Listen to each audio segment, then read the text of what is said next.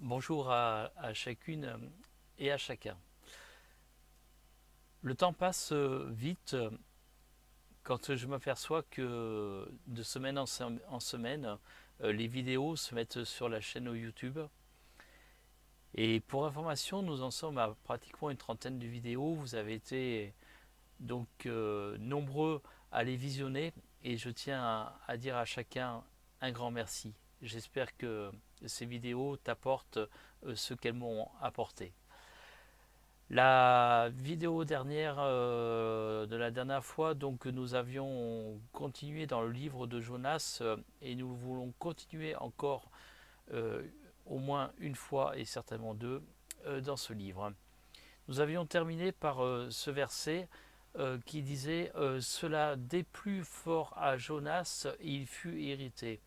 En effet, souviens-toi, dans la dernière vidéo, je te disais que finalement, Dieu ne fera pas le châtiment qu'il avait réservé pour les habitants de Ninive, donc par rapport à la destruction que Jonas a annoncée dans cette ville, mais par son amour, donc Dieu ne met pas à exécution son plan d'origine. Et c'est pour ça que ce verset dit Cela déplut fort à Jonas, et il fut irrité.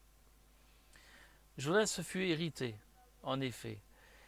Et nous continuons donc notre lecture dans le livre de Jonas au chapitre 4 et donc à partir du verset 2. Donc je te laisse chercher dans ta Bible. Je réitère donc mon offre pour une Bible gratuite en répondant à un simple commentaire sur cette vidéo ou sur une autre vidéo d'ailleurs. Et je me ferai un plaisir donc de t'envoyer cette Bible gratuitement. Chapitre 4 de Jonas au verset 2. Donc nous verrons verset par verset avec un petit commentaire donc à chaque fois. Il implora l'Éternel. Donc Jonas implora l'Éternel et il dit Ah, l'Éternel, n'est-ce pas ce que je disais quand j'étais encore dans mon pays? C'est ce que je voulais prévenir en fuyant à Tarsis. Car je savais que tu es un Dieu compatissant et miséricordieux, lent à la colère et riche en bonté, et qui te repent du mal. Désobéissance à Dieu donc par rapport à l'attitude de Jonas, car Jonas, mais aussi toi, aussi moi, bref, l'homme croit tout savoir. Oui, je savais que tu es un Dieu compatissant et miséricordieux, donc ce n'était pas la peine que j'aille à Ninive pour annoncer qu'ils allaient donc périr vu la méchanceté et la corruption où ils étaient. Ce n'était pas la peine, tu vois, Seigneur, je te l'avais dit. C'est ce que a dit Jonas à Dieu. Mais Dieu, s'il a fait cela, ce n'est jamais en vain, comme tout ce qu'il nous demande de faire et comme tout ce qu'il permet dans nos vies. La désobéissance donc à Dieu de Jonas, car il croyait tout savoir. Le verset 3 nous dit maintenant, Éternel, donc prends-moi donc la vie, car la mort m'est préférable à la vie. Donc Jonas, lui, carrément, il veut mourir. Ça ne sert plus à rien qu'il vive, vu qu'il a fait du travail pour rien, donc c'est ce qui se dit.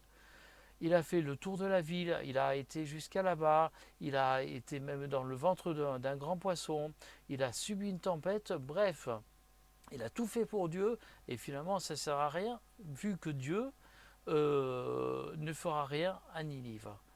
Maintenant donc Éternel, prends-moi donc la vie car la mort m'est préférable à la vie.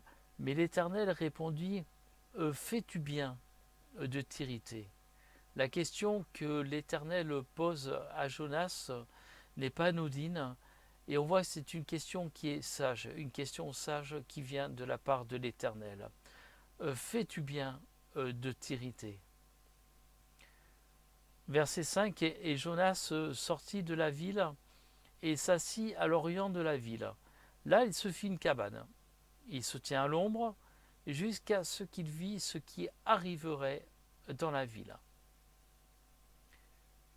Si tu connais la ville de Toulon, de Marseille ou d'autres villes qui ont des montagnes ou des collines à côté, Tu sais qu'en te mettant sur cette colline, ces montagnes, tu verras donc la ville, ta ville qui est en dessous. Et c'est ce que Jonas a fait. Il a dû donc grimper sur une montagne et il a vu une super vue et en se disant, alors, qu'est-ce qui va se passer maintenant? Dans son intérieur, en effet, Jonas doute de ce qui va se passer à Ninive. Verset 6. L'Éternel Dieu fit croître un ricin qui s'éleva au-dessus de Jonas pour donner de l'ombre sur sa tête et pour lui ôter son irritation. Jonas éprouva une grande joie à cause de ce ricin. Il ne plante pas donc cet arbre, il ne fait rien, mais c'est Dieu qui lui donne. Donc là, Jonas, il est content.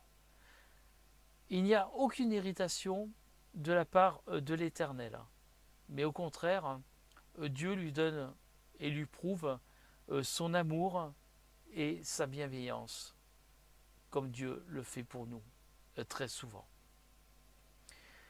Mais le lendemain, à l'aurore, Dieu fit venir un ver qui piqua le ricin, et le ricin sécha. Cela, pour moi, n'est pas une vengeance de la part de Dieu. Au lever du soleil, Dieu fit souffler un vent chaud d'Orient, et le soleil frappa la tête de Jonas au point qu'il tomba en défaillance. Il demanda la mort et dit, la mort m'est préférable à la vie. Je te pose une question, pourquoi Dieu agit de cette façon? La réponse va se trouver dans les 3 versets qui terminent ce livre. Versets 9 à 11. Donc Dieu dit à Jonas, fais-tu bien de t'irriter à cause du ricin? Il répondit, je fais bien de m'irriter jusqu'à la mort. Et l'Éternel lui dit, tu as pitié du ricin qui ne t'a coûté aucune peine et que tu n'as pas fait croître, qui est né dans une nuit et qui a péri dans une nuit. Et moi, je n'aurais pas pitié de Ninive, la grande ville dans laquelle se trouvent plus de 120 000 hommes qui ne savent pas distinguer leur droite de leur gauche et des animaux en grand nombre. La différence de pitié que nous voyons, que Jonas a entre le ricin, entre un arbre et la vie de milliers de personnes. Que tirons-nous donc de cette histoire que nous suivons depuis quelques vidéos?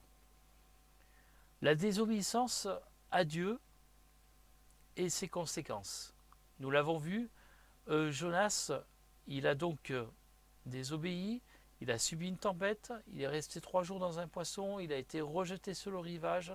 Finalement, il va à Ninive, il annonce, il est irrité parce que Dieu aime et ne fera rien donc à ses habitants, malgré ce qu'il avait annoncé.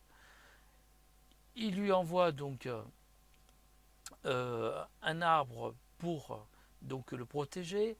Quelques heures après, cet arbre meurt parce que Dieu l'a décidé ainsi, pour que cela serve de leçon à Jonas, etc., etc. Donc toutes les conséquences.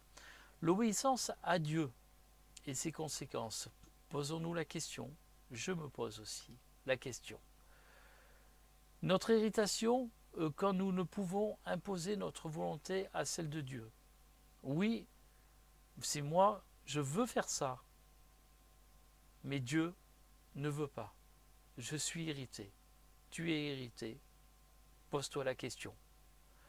L'amour de Dieu pour nous, simples pécheurs, qui étaient condamnés à une mort certaine, sans l'intervention de Jésus sur la terre, sa mort sur la croix, sa résurrection au bout de 3 jours. Pose-toi la question. L'amour de Dieu pour toi, l'amour de Dieu pour moi. Alors, pour toi, et pour terminer donc ce livre de Jonas, Désobéissance ou obéissance quand Dieu, l'Éternel, te demande quelque chose? Acceptation de l'amour de Jésus ou refus de l'amour de Jésus? Repentance de tes péchés ou indifférence ou rejet? Et enfin, une vie éternelle avec Dieu ou la mort éternelle? Plusieurs questions qui peuvent t'interpeller, comme cela m'a interpellé. Des questions qui sont pour ta vie, non seulement sur la terre, mais pour ta vie future, ta vie éternelle. C'est ces questions que je veux te laisser. Je te remercie de m'avoir écouté. Je te demande donc de réfléchir à tout ce qui a été dit pendant ces quelques minutes. Et je te dis à la semaine prochaine pour une autre vidéo sur un autre sujet. Passe une bonne semaine. Que Dieu te bénisse, te garde, toi et ta famille. À bientôt. Au revoir.